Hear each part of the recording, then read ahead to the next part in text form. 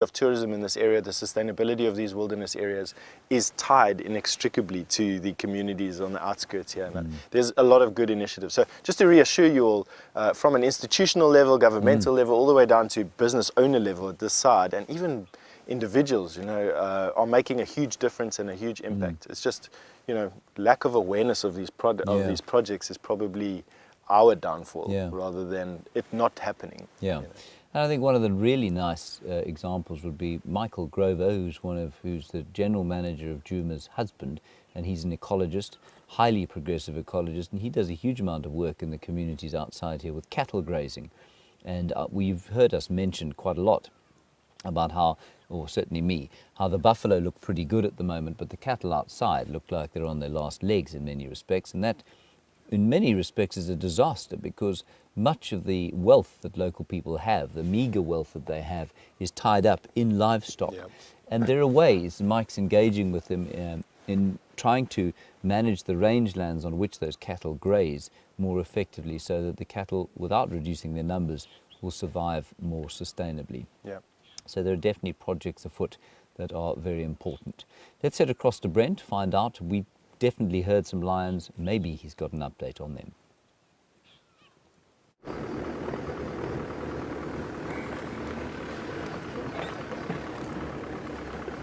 There was that Nkahuma lioness at the pan moments ago, and we're pretty sure she's the one who's got cubs on Juma somewhere and in one of these little river systems.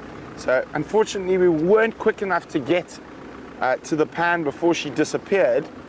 But Jamie and I are both in the area circling now, and hopefully we are going to find her. And wouldn't it be incredible if we found those little baby lion cubs?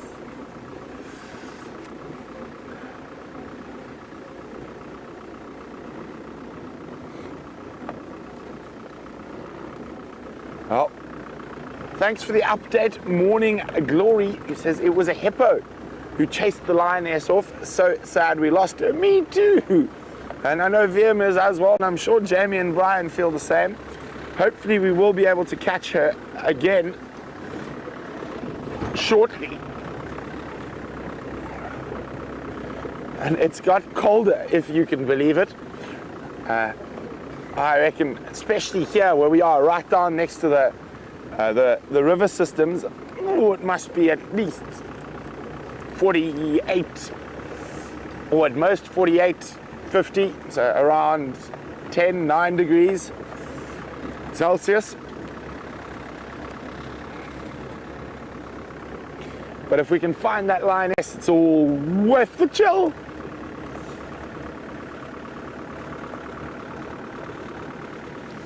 It's definitely got colder. What do you think, Liam? Yeah. Liam, it's freezing. So I know James has been chatting about some conservation issues this morning and global issues, and one of them is global warming. And VM often has some of the best one-liners that ever happen out here. And when we got the update from Final Control that James was chatting about global warming, VM's response is, well, we could use some global warming about now. And as it gets colder, I almost tend to agree with him.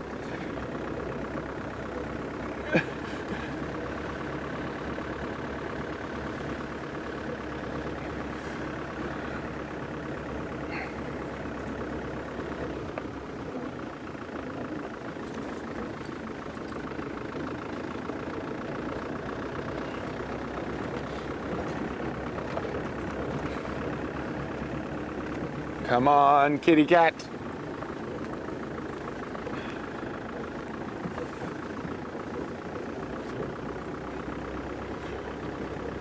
Now, if she didn't get a good drink and that hippo chased her off, she might go back later on, so keep an eye out on that damn cam.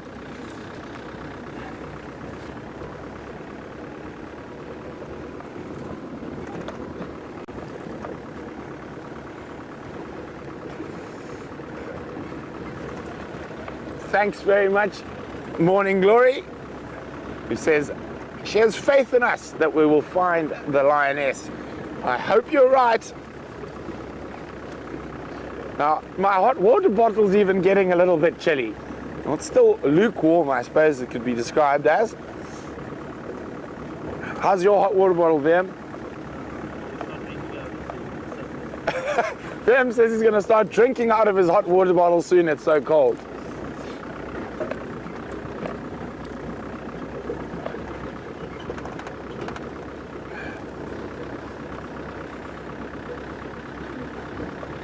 I must say I'm a little bit envious of that fire at the moment.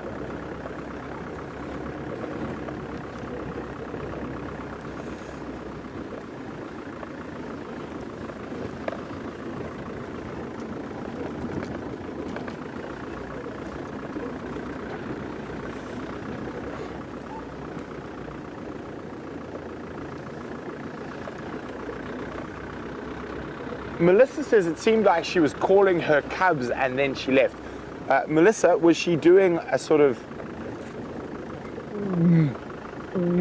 or was it a, ow, ow? So lioness have a couple of different calls. If she was doing a low sort of, it might have been a contact call for the other adults, but if there was that interspersed with a ow, ow, then she was definitely calling cubs. So we've suspected she's got her cubs somewhere in this low-lying area ahead of us. And so Jamie's checking closer around the water hole. We've done a wider loop. And we're going to head back into that area now.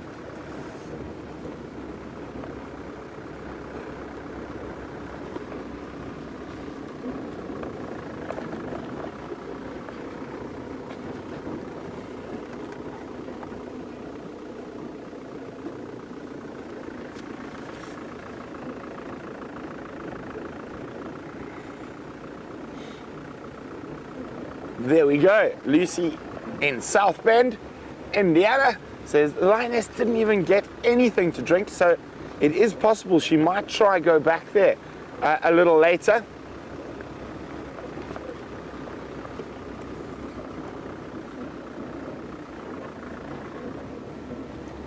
So our eyes are now peeled. Maybe she didn't move too far.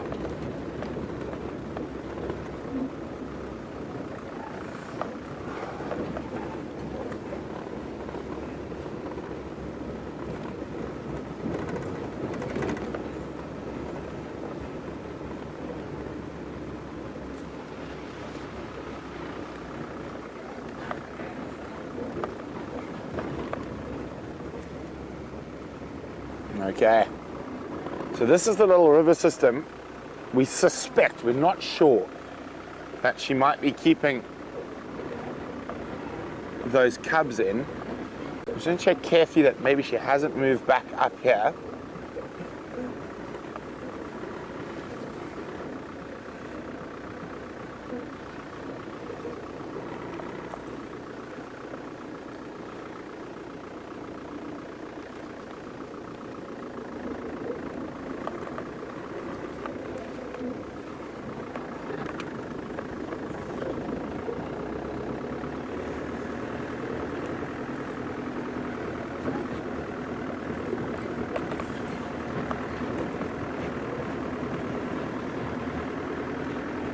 Come on, madam. Where are you in Kahuma?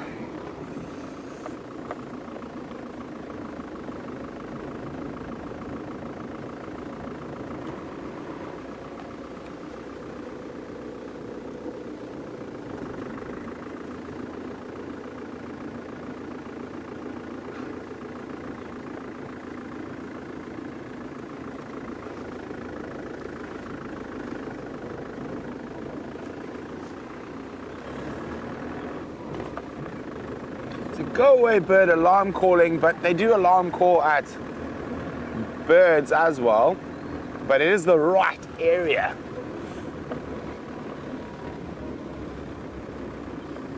Whee. Whee.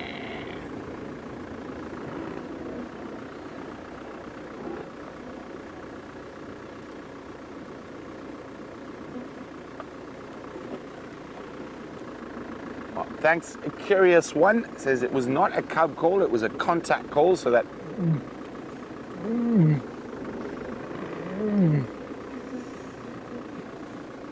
Now I'm going to suffer, but I shall suffer for the chance of a lion. Off with the hot water bottle, off with the leg blankie, and I'm going to try stand and look down into the river system. So while we hopefully get a chance at finding this lioness, let's go see how the two toasty boys next to the fire are. He really just can't let it go, can he? He's like a dog with a very manky bone, or a hyena with a bone. Oh, it's so hot by the fire, I'm freezing here, risking my life tracking lions, blah, blah, fish paste. Now, our Beard, a very nice question from you about what are the best developments that we know of in the Kruger National Park over the last few years that have made a conservation contribution. Steph, you've got an idea. The Kruger National Park has sort of remodeled itself recently, and I think contrary to the general belief of the people that were utilizing the park for their own benefit, and everyone expected this downfall and collapse when the Kruger National Park reshuffled its management, probably around about 1998, 1999. I've only seen good things come of it.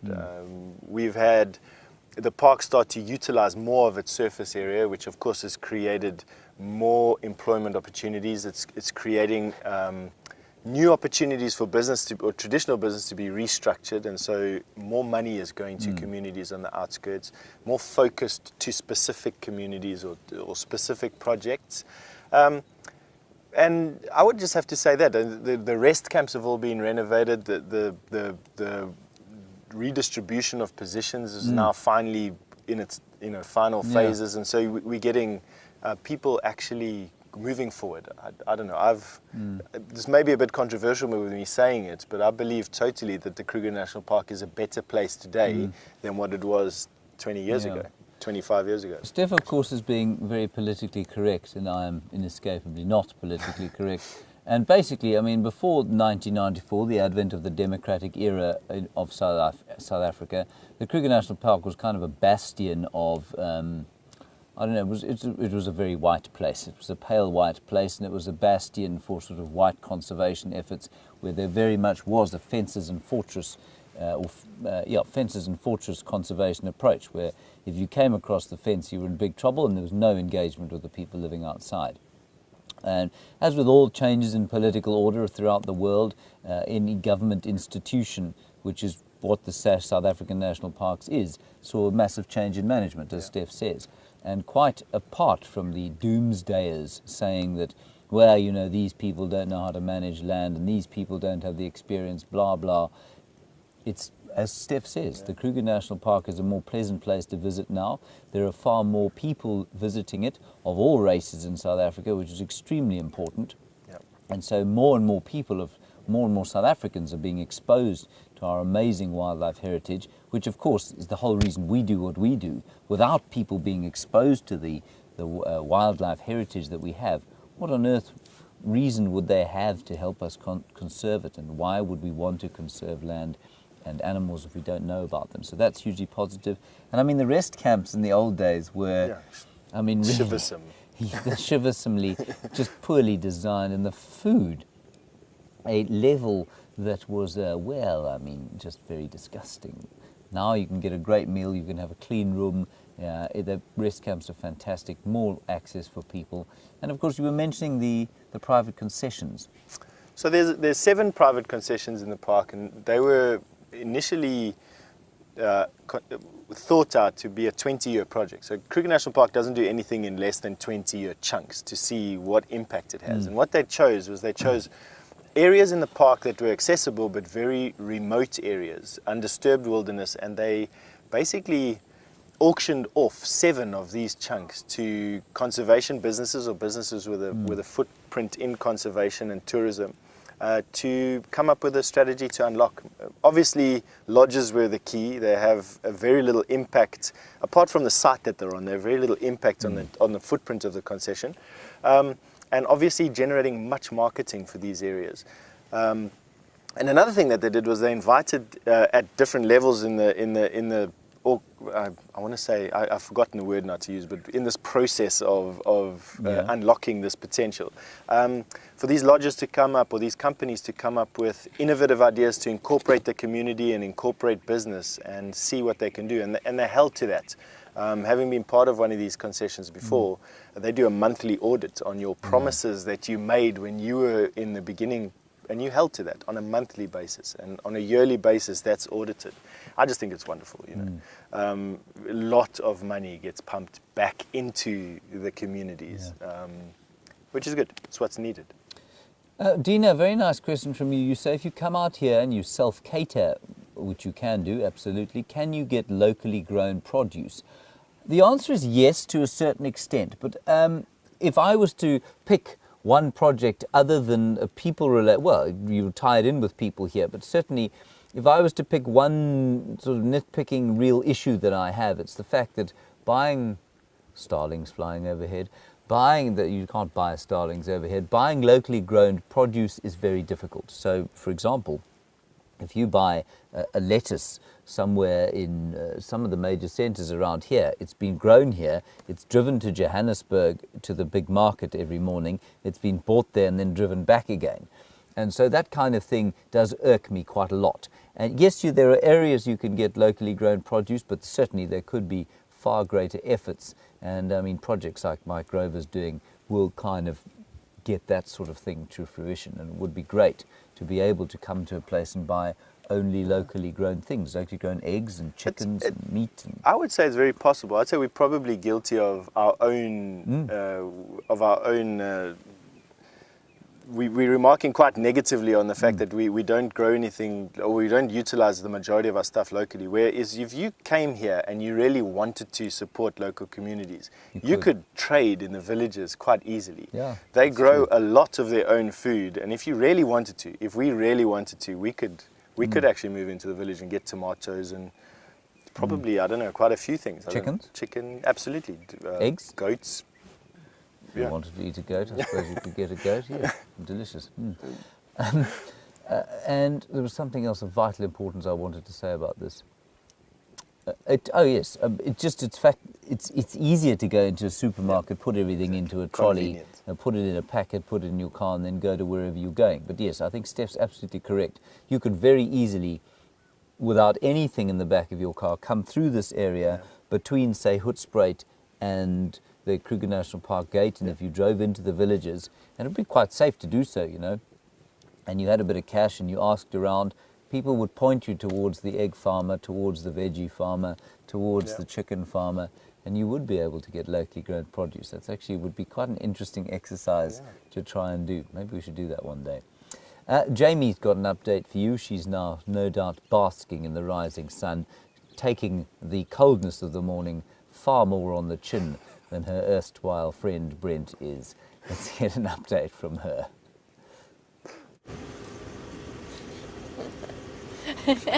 A slight exaggeration. It definitely took the wind out of my sails there, because I was about to start talking about how freezing it gets just before the sun comes up, but now I have to take it on the chin because James said I did. It's cold. It is very cold. It's really cold. I've been trying to take it on the chin, but it has definitely, there's a strange physics involved in the fact that just before the sunrise it gets so much colder.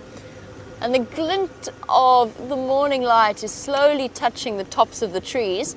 So I'm thinking along those lines. I know that there's a ridge between here and Mvubu Road, which is where I'm going to go next to look for that lioness. So I'm thinking, you know, we can sort of sit on the crest there, wait for the sun to reach us. It is very cold. It's the kind of cold that burns your nostrils and your eyes, with the wind chill factor involved as well. That also really doesn't help at all. I think that this lioness might have given us the slip. And it's sad because we have the buffalo to thank for that, in my opinion. I think that they thought about chasing her and she just decided she wasn't going to hang around and have to put up with that. That being said, thank you to Siberia Zumi, who has sent through an update about where they think that she went. and that was into the little thicket, not over the dam wall, but into the little thicket around there. So we'll go and we'll triple check there, but I'm going to do a big loop first. Her tracks come out of exactly the same spot as they did the other day, so it's almost certain that she's denning in that area. We don't want to push too hard. Obviously, if we were to try and follow her in there, we would potentially scare, well, we don't know exactly where the den is itself. We will be keeping a close eye on where we go and how we manage that situation. It is a negative lock. In other words, we can't go tracking in there. Come on, son. We're nearly there, Brian. I see sun on this road. We're going to go and find it. Yeah. And we'll wait for the male lion to come to us. He must just come to us.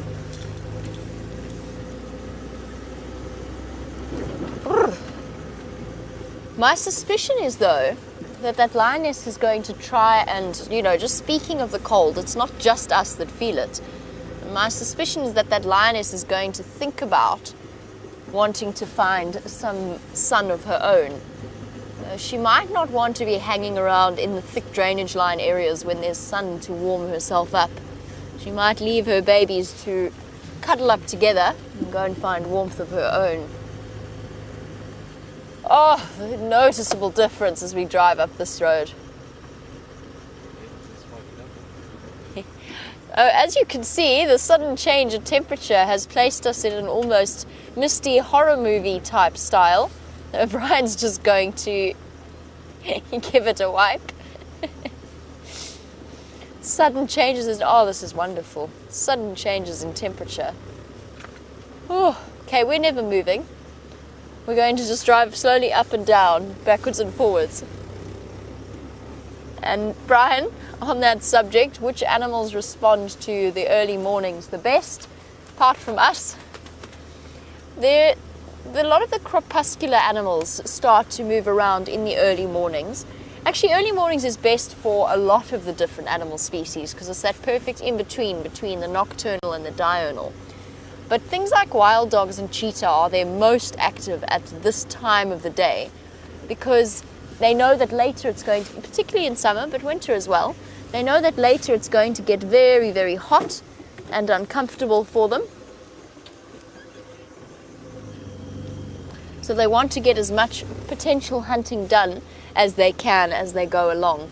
I was just stopping to look at old lion tracks there, but it's not our lioness.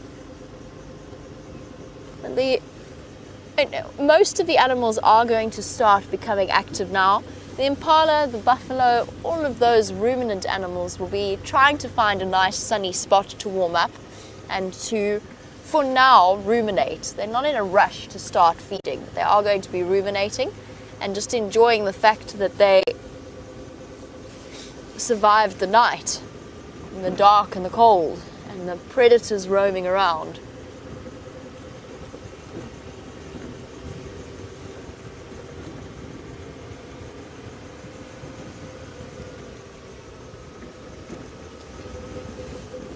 And speaking of the temperature changes, Insomniac, good morning and welcome to our now sunrise safari. He wanted to know if all of the chameleons are gone now that it is colder. They're not gone. They are in a state of estivation, hiding up somewhere in trees or in crevices in the ground and basically slowing their metabolism down. But yes, the chances of seeing a chameleon at this time of year is very, very slim. They are particularly sensitive to cold. They are ectotherms, just as all reptiles are, but I did see a chameleon once in midwinter, and the poor little thing just couldn't move. It couldn't even change color. It was so cold. Now, they do occasionally come out, but it's very seldom that they do. All right, lioness. You appear to have disappeared. It is nice to know that she's still there, and I think that pretty much confirms that she has a den site somewhere in that region. We still don't know with 100% certainty, but it seems incredibly likely if she's moving backwards and forwards from that place the whole time.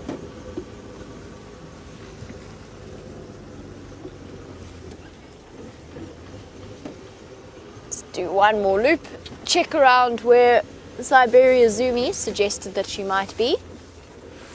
Let's see if we can't get this Dacre on camera at the same time.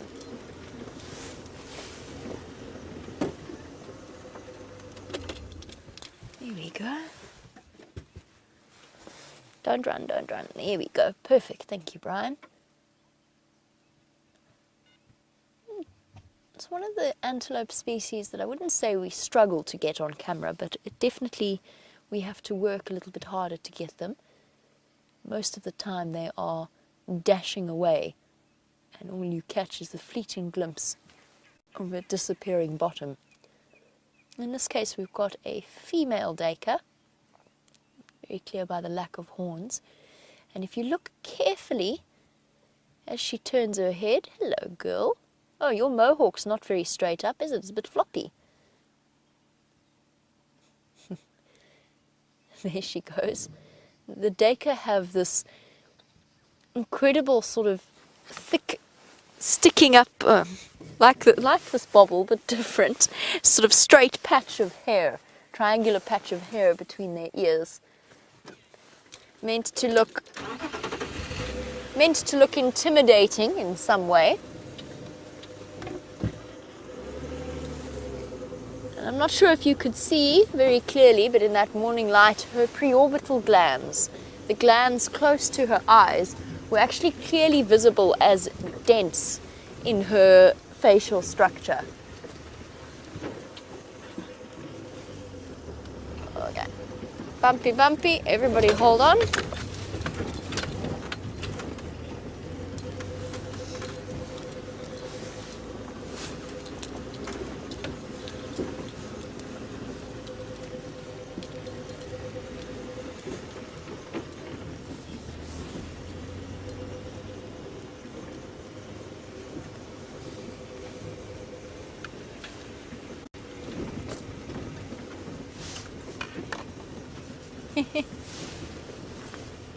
Morning Glory has said that it's nothing like a search for a lioness first thing in the morning to warm one up and to get the blood pumping in excitement. Oh, that's an absolutely fair point, although I would say conversely, Morning Glory, there's nothing quite like the race towards a sighting to add or drop your temperature about 5 degrees as you speed along. But it certainly gets us really, really excited and interested to try and see if we can't follow up on those animals.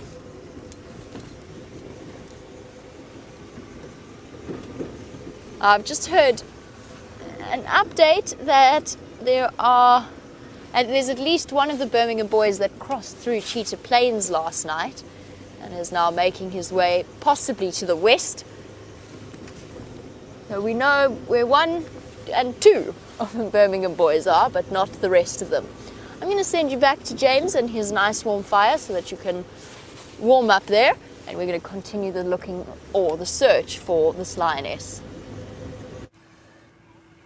Now she's also complaining about the fact that we're at a warm fire. Yes, it is warm. Steph's taken his jersey off, as you can see. I'm still sitting in my jersey in solidarity with my mates out in the bush. Not that I want to be there with them. Now, Ravi, another wonderful question from you all the way from New York. You want to know about dung and whether it's used in burning. Well, buffalo dung, no. Elephant dung, no, because elephant dung just makes a lot of smoke, which can smell relatively pleasant depending on what the elephant's been eating. But cow dung, in local areas, people do use sometimes for fires. I haven't seen it used out here, but Steph says in grasslands or in grassland areas, the dung does tend to be used. Not the Masai Mara, but the Serengeti definitely, and in desert areas in Namibia, the Heroros. Yeah, I think they absolutely do use it. I mean, it's a common thing in Africa to use, but I think around the world, dung is used as a cement, a flooring, additive, as a cooking. Cooking has been for thousands of years. I remember going to visit a woman's house, well, her whole family's house, probably it must have been around 1986, and she lived on a farm, and they had nothing, these people. They really had nothing. She and her husband, and they had 5 kids. And they lived in the most perfect little situation house-wise. It had an amazing view out over the river, and it was built, the house was, of mud bricks and dung. It was covered in this cow dung, and it gave the place, you can't believe it, how beautiful the smell of this place was. And all you wanted to do was sit inside there and breathe in, because it just smelt like home for some reason. And certainly didn't smell anything like dung does when it comes out of the animal, but it really did smell delicious. And so absolutely used all over the place. I guess a bit like a peat, almost, peat fire. It won't make a big flamey fire like this one. Not very picturesque, probably quite smoky. Yeah. But I know that people from the north of Scotland have a technique for lighting peat. I believe it's almost impossible, but they do. And I think it's probably much the same with the cattle dung out here. Jamie has got a mammal to show you. I do indeed have a mammal, and in fact, a very alert mammal. Two kudu, a mother and her calf, and they're staring intently off into the distance, but not in a panicked way. I think it's more likely that that oxpecker suddenly was irritating the little one. Yes, those birds are a bit of a pain, aren't they, baby? But they're going to be with you for the rest of your life. Fluttering about, picking away the ticks. I don't think they're alert for any reason other than they've spotted something moving in the distance, and it's probably another kudu, just given the way that the longer you sit and watch one kudu, the more kudu you find in the background. I think that's what they were looking at, just trying to make sure that there were no threats coming through towards them. They're such beautiful, graceful creatures. And you can see, if you look carefully, you can actually see how puffed up they are in this cold morning air. And like a lot of the other animals, us included, they have been trying to move onto the crests to keep warm. And there you go. I was saying about if you look for one kudu, others shall appear. Big bull in the back, and he is magnificent. I think I've seen him here before. I think he's one of the biggest, not in terms necessarily of horn size, but in terms of body structure and stockiness. I think that he might be one of the largest kudu bulls I've seen out here. He's very, very bulky, standing well head and shoulders above the female. It's a nice contrast between the two of them. And then slowly wandering along behind us is the rest of the group of kudu. Coming through. A couple of young males cautiously stepping out. Much, much smaller than that bull that is associated with the female. Oh, look at that oxpecker clinging onto its belly. That's amazing. Acrobatics. And here comes the calf.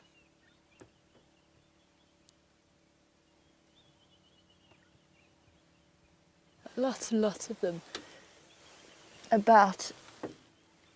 Oh, I think they were just looking at other kudu. You can just have a look at why in this kind of vegetation having horns can be such a hindrance as opposed to a help. Particularly a kudu's horns, which are designed more than anything to look intimidating rather than to actually be exceptionally useful. And when they do fight, those horn clashes can be very dramatic, but not really injury-inducing unless they actually manage to get tangled up together. So it's purely for reproductive purposes, and most of the time just for intimidation purposes. And Joey, I'm glad that you have stuck with us this morning. Joey watching in Australia. He'd like to know how tall that kudu is compared to me. Joey, let me think of the easiest way of describing it. So if I am close to 165, 165 centimeters, maybe a bit taller. I'm not I'm not 100% sure exactly how tall I am. Around 5'7". Oh, that's beautiful. Oh boy. Aren't you stunning? And his shoulder would come about up to, close to my shoulder actually. Just a little bit lower. Just a little bit lower than my shoulder. And his horns would be taller than me. So right from ground to the top of his horns, he would be taller than I am. And a great deal heavier.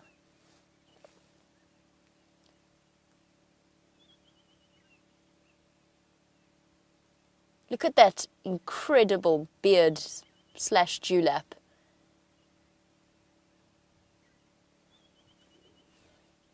It's absolutely gorgeous. And speaking of his bearded neck, good morning to Liz. Liz, you were wondering whether or not there are any animals that get shaggier once it gets colder. So in kind of like things like bears getting their winter coat or Arctic foxes that actually change color completely, does anything similar happen in the African bush? And the antelope's fur might be a little bit thicker, but generally it's not something that they need. They don't need to change their coat as much as animals in more extreme climates might have to. Actually quite temperate here, and although we've been moaning about the cold, and it is cold, really, I mean, it never goes very far below 0, except with the wind chill factor, or below 32 degrees Fahrenheit.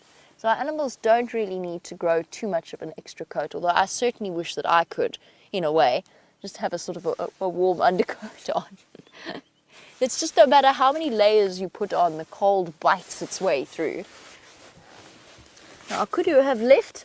We shall continue onwards in search for the last section of the sunrise safari, see if we can't find that lioness for you.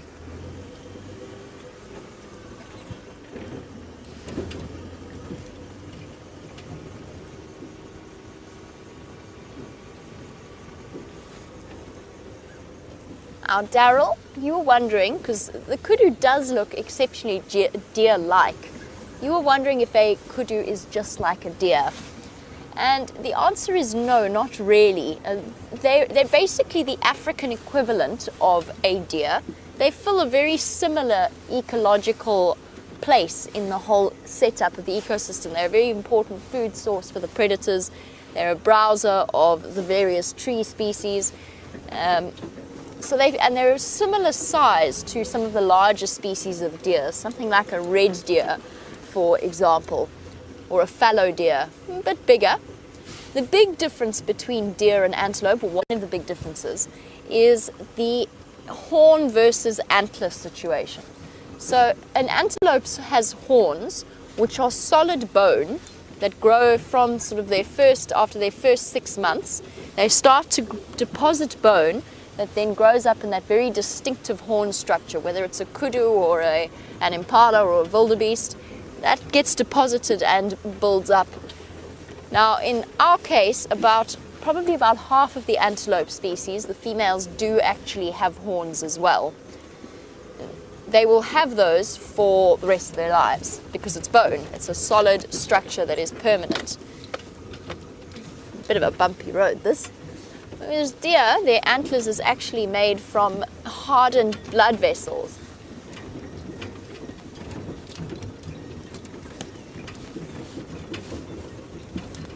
Sorry about that, everybody. Just trying to get through the bumpiest part. That was the road that, during the rains, the elephants had an absolute wonderful time digging up the mud and throwing it around, and they left us with not much of a road at the end of it all. So, Daryl, yes, the horns of a deer are sheddable and made of hardened blood vessels. And speaking of our different antelope, James Richard, you were wondering about the track size of a duiker versus a steenbok, and you were wondering how similar in size they are. The answer is very, very, very similar in size. A steenbok track they're both very tiny. We're talking about possibly less than an inch in length. Now, a steenbok track is very sharp and almost like an impala. It's like a little mini impala, very sharp and with defined edges. A Dacre track looks like a perfect symbol of an iron. An iron is in the thing that you iron clothes with, the kind of thing that they'd use for the symbol on a t-shirt label or something that says "do not iron." That's the shape of a Dacre track. Very similar in length, slightly wider and slightly more heart-shaped. But tricky, that's a tricky one to tell the difference between all of those. The little antelope, and when you throw baby impala into the mix, you've got an exceptional complication. I'm pretty sure that Brent was planning on heading back towards where that male lion was calling us, so I'm trundling towards Gallagher's shortcut, but let's find out from him what his plans really are.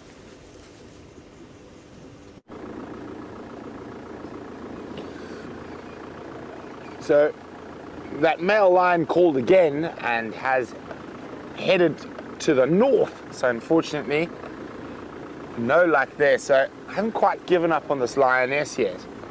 Just doing another very slow and careful check to the south of the dam cam. Oh, a big group of buffalo bulls there. We'll go have a look at them shortly. I'm just trying to make sure we don't miss her or miss her tracks around here. Now I've got her tracks where she came down towards the pan, but finding tracks of her leaving are proving to be a little bit more difficult.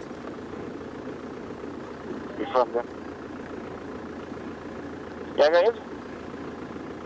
South Forward Junction, Kawaplum, Nyala Road, on the blocks to Short Monzolo.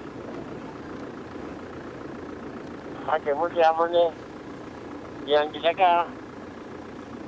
So I'm just listening to the game. Yes, number east the long form.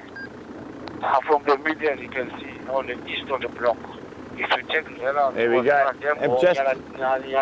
They've just found that male line, almost exactly where I said to Ephraim. If you go to the Buffalo's Hook sign and you go east towards Long Pole, that's where he sounded like he was heading. So someone's just found him right there. So he's in Buffalo's Hook. We thought maybe the lioness went towards Inga's house, but no such luck. Well, let's go look at some of these buffalo bulls. So while I was checking for tracks, walking up and down, they were watching me very carefully.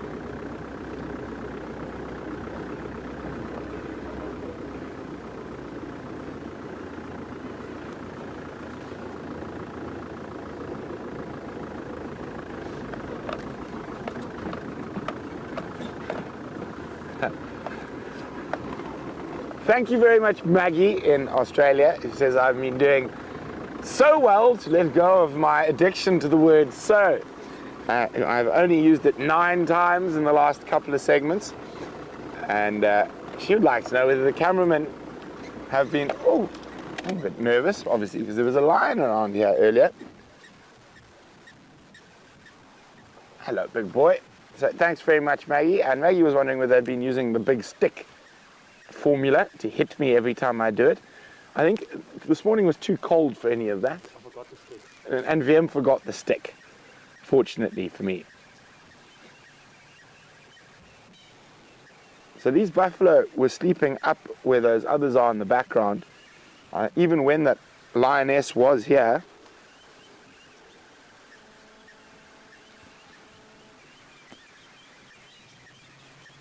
And in the background you can hear Juma waking up. Everyone is starting their day and we're about to finish ours, or morning at least.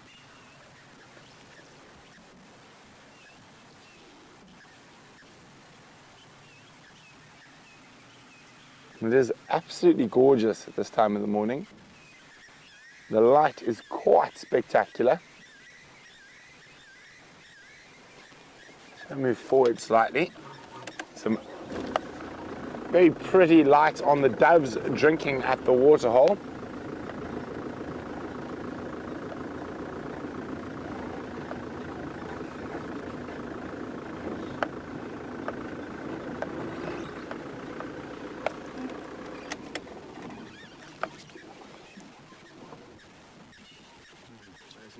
No, they took off as we got here, unfortunately.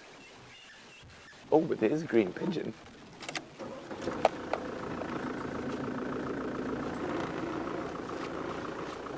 Are you okay there, Vim? You got him?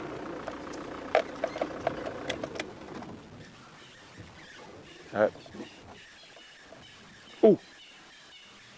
She's right here. Okay, I've got her calling. Right here, that lioness. She might be coming back towards the water. It sounds like she's on Mvubu Road. Is there anything behind us, Vim? That was very, very close, that call.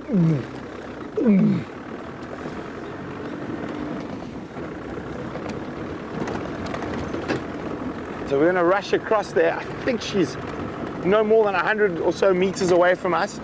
She might not be on the road yet. Maybe she ran into that block. I did see some tracks around there. They weren't the clearest though. Or it could even be another lion. You never know.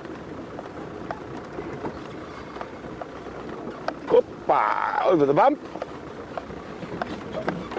Very bumpy in this vehicle. Bump, bump, bump, bump, bump.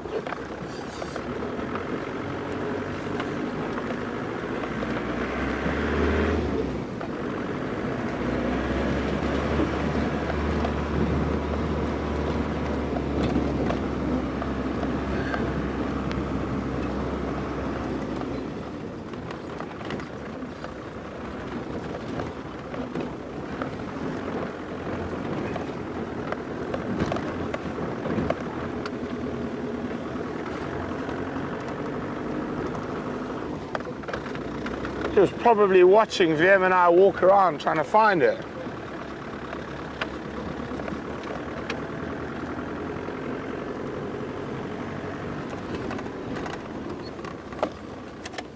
So it sounded like she was just to the northeast of the road around here. Come on, give us a little call.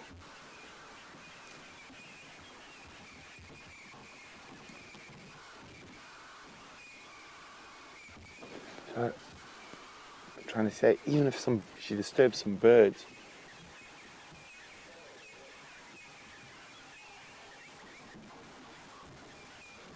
Let's just take a little. This is where it's important to not be too over-eager. So, especially in this vehicle, which is very noisy, my ears are going to find this lioness before my eyes. So while we're going to sit here quietly and listen, let's go have a look at what James and Steph are doing next to the fire.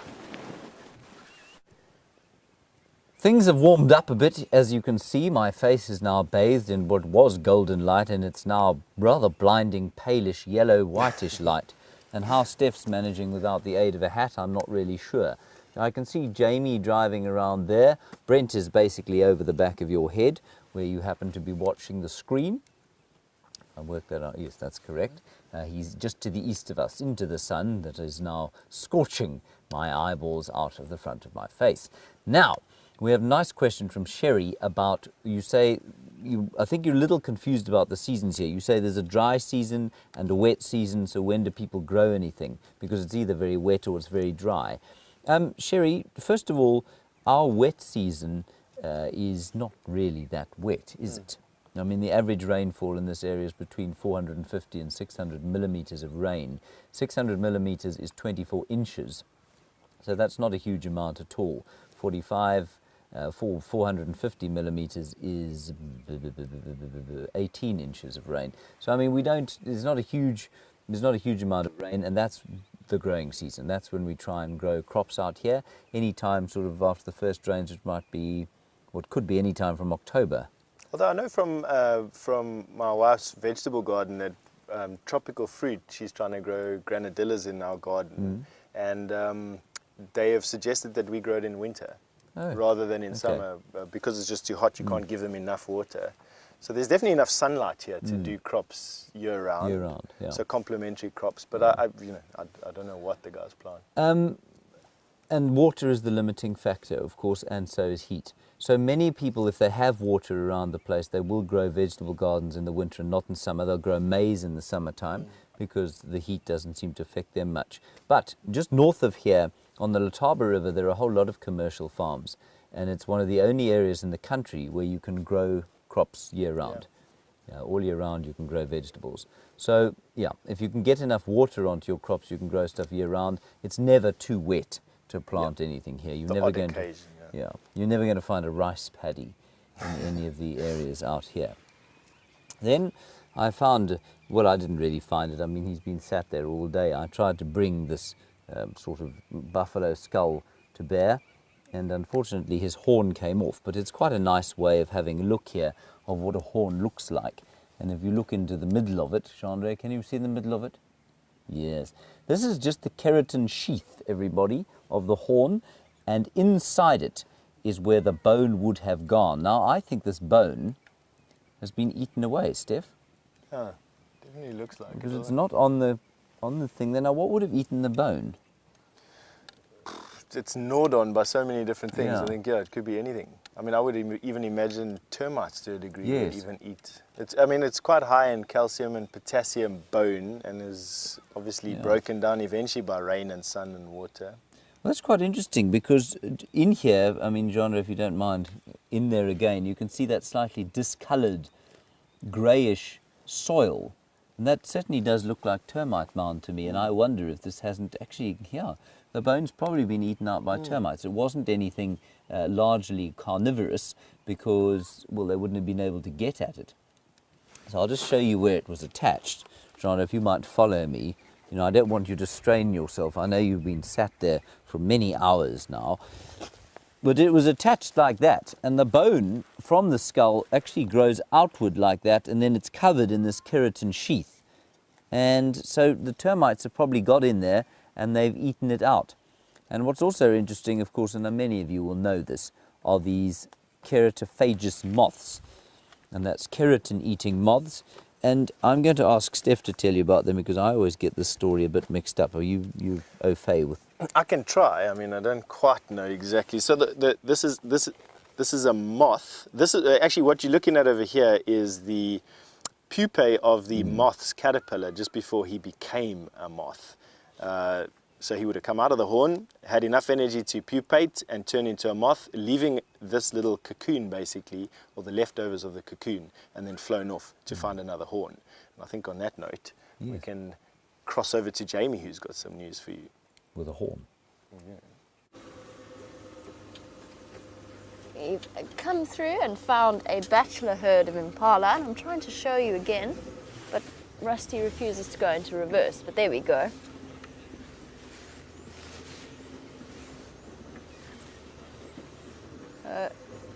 Dark in colour, exceptionally fluffed up after the cold morning air, and accompanied by the fork-tailed drongos, fresh out of bed, or at least from roosting in the trees, and fluttering about trying to capitalise on breakfast. And when they're all puffed up like this, you can really see where impala get their Afrikaans name, the rooibok, or redbuck, because they do take on this incredible rich dark colour, especially when they're all puffed up and cold. All right, guys, over to Brent. He's found our lioness. Success! We've got one of the lionesses here, another one. They haven't found each other. They're looking for each other, and this is the calling we've been hearing. So she's just here. Located Tumafazi Ngala on Mvubu Road, just to the north of the dam. Look at her. So the other one's actually going the opposite direction. And you can see this is one of the ones that's had babies. You can see the suckle marks.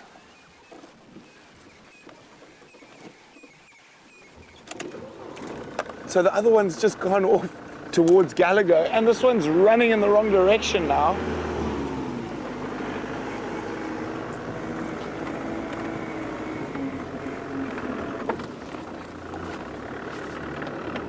Don't go that way. Come back this way. Now let's just see if she might pick up the scent of the other one that's been going the opposite direction.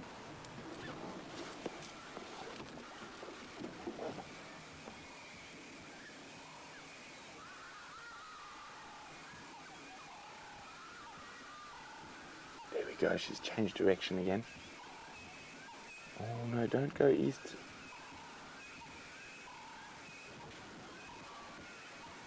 So the other lioness is heading towards Gallagher Pan, from what I could see, but she disappeared in some thicket.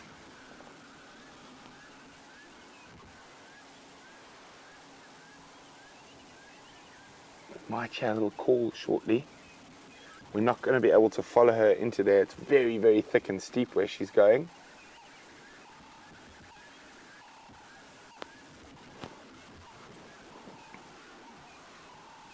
She's still standing, or she's moved him? Oh, she's moving.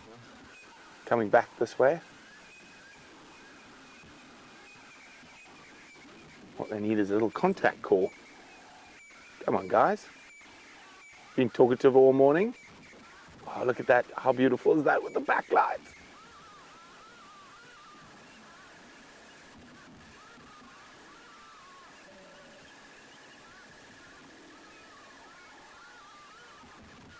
Absolutely gorgeous. So she's definitely trying to talk with the other lioness I just saw disappear. They must have missed each other by 50 meters. Can you see her still, Graham? There she is. Okay, she's running. She's gone into that little thicket. Let's see.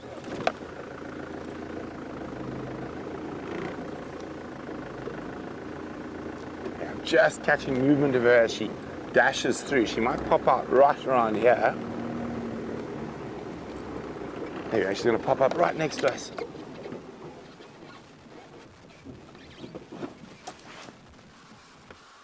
Hello, big girl. Shame you're looking for your friends. They went the other way. Oh, she's on the move again.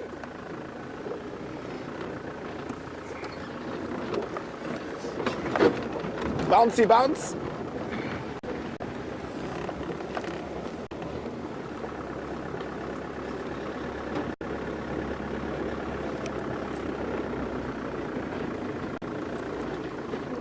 Look at her go. So they've just missed each other. The other lioness has gone directly the opposite direction.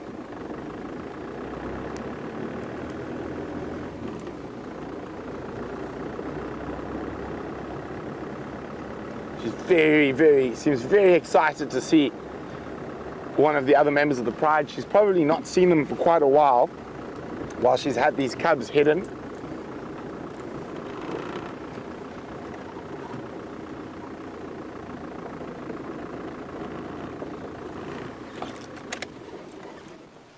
Now let's see if she tries a contact call. Oh, isn't that beautiful? There we go, listen.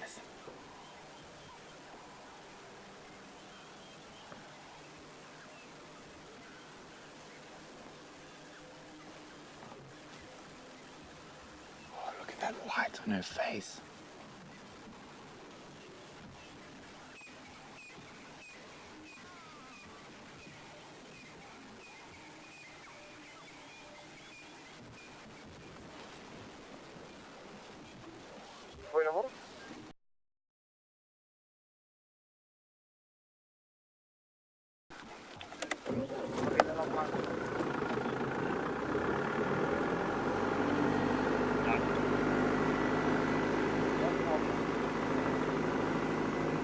So she's heading now towards the dam, Cam, or opposite it directly.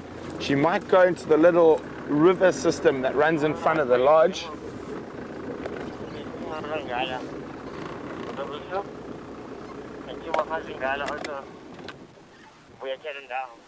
So I think we're gonna extend a little bit and just stay with her. I just think it could be really fantastic while she's on the move now. if we see them meet up. And now she spotted those buffalo. That's a bit big for her by herself.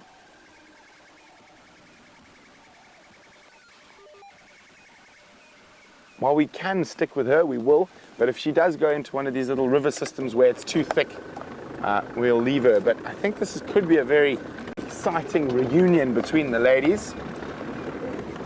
Might be worth getting Jamie, if she's close by, to head towards Gallagher Pan.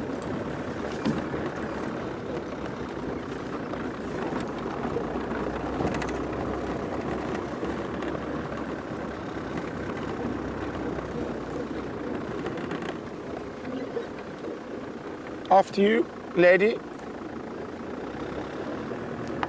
She is quite hungry. That fat belly we're seeing there is from her engorged nipples, because she has cubs at the moment. Now, I'm not sure which is lioness. This could be the one that's got the den side all the way in Tortured. Oh, there we go. I think she might have picked up the scent of the other. But it also could be the one we think's got cubs on Juma itself.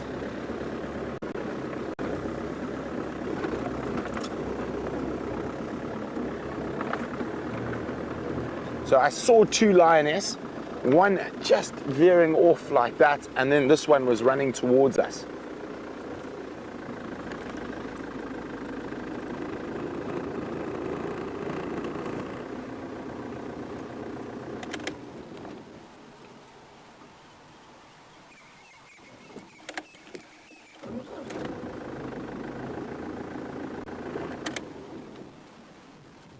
What she's hoping for is to hear the other female call.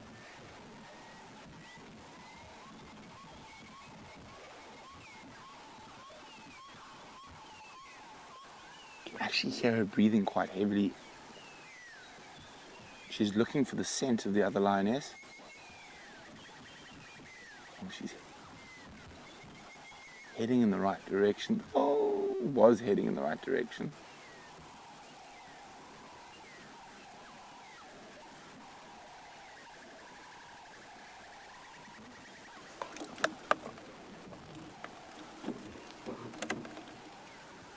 Here we go. She's literally on that other lioness's trail now. That's the last place I saw the other lioness, was just off through here.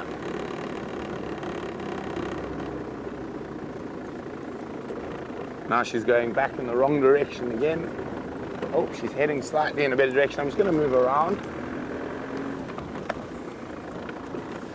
So the last place I saw the lioness was right here. She was running down the road here, and the other lioness was going into these quarries over here.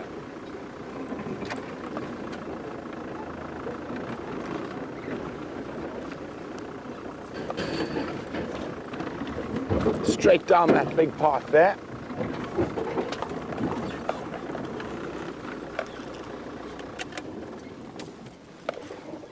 She's just stopped behind that thorn bush. She should pop out in a second.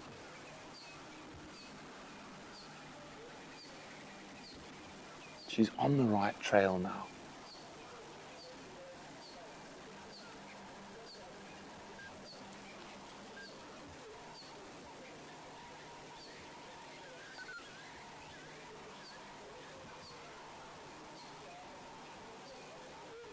Sniffy, sniff, sniff, sniff.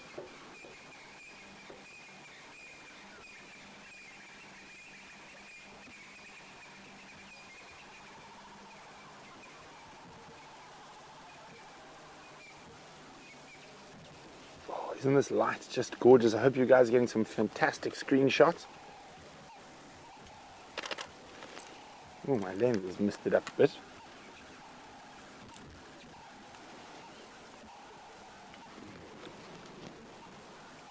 So she is starting to head in the right direction now. So that clickety-click, clickety-click is just me taking a few shots. She's going to come right past the front of the vehicle. Now, that lioness was walking very close to her. If she gets that right scent, she might even start running again. Nose to the ground.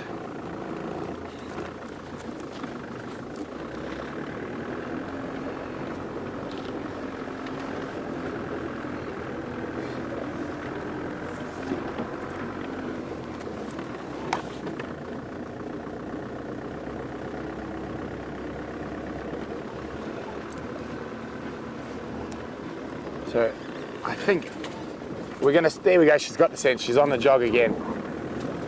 Now I'm really hoping we're with them when they meet up.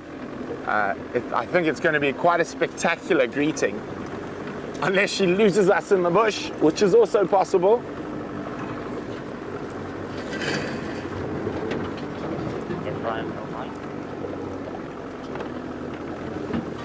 Mike? Malum, do you know if Texan or Aubrey is out this morning? I know. Ephraim was looking to cross over and head towards Sussens. That'll be right. So it's fine. Oh dear, she's taking us to quite a thick little spot, but do you know what the, I think I've got a route to get around ahead of her onto the road. But she's on the right trail now. This is where I saw the other lioness disappearing. Watch out for the thorns there, Vian. Okay, they're going mobile. Now we've checked this road twice this morning already. Yeah, you can hear something. She should come out onto the road. There she is on the road, right on the trail of the other less. I think they're going to be drinking at the Gallagher Pan. I'm not sure whether there was more than one. I only saw one though. Okay. But the others could be ahead. Yeah, I'm still far, my room. I'm not running that time. It's fine, running that time. Copy that, my room. So are they by Big Dam? Are they quite north?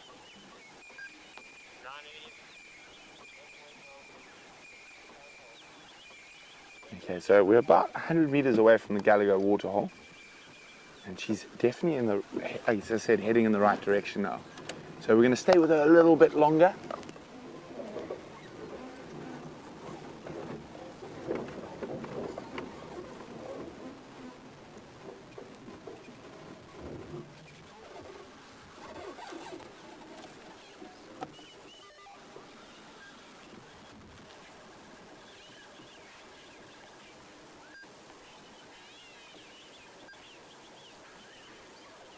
Trying to see if she can hear the other lioness. She might let go a low contact call.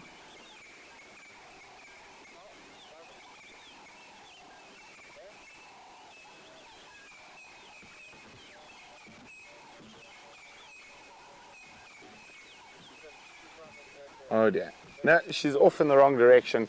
So I think it's going to take her a little while to be able to find the other lioness. But luckily enough, they should both be around for the sunset safari. So as we watch her disappear in the wrong direction, we're going to bid you adieu and thank you for joining us for a really early morning this morning. Well, for us, I know it suited some of you guys quite well, but we'll see you in a couple of hours for the sunset safari.